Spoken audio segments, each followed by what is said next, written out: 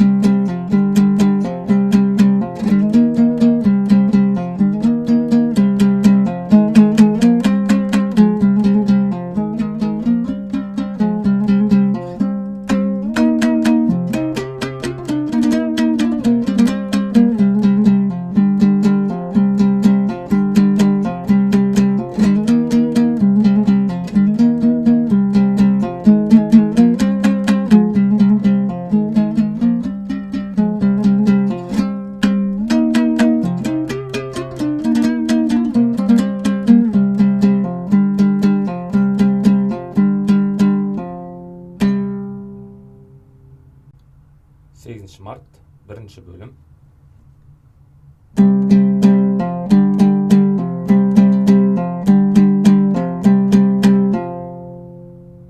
Енді осы бірінші бөлімді талдауға кірісейік.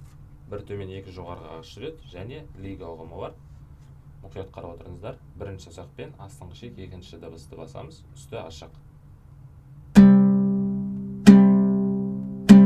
Ашық шекке тартып қаламыз. Ары қарай бас бармақ екінші дыбыс қосылады. Ашық шекке тартып қаламыз екі шекті де. Қайтып, астыңғы шек екінші дыбыс, үсті ашық.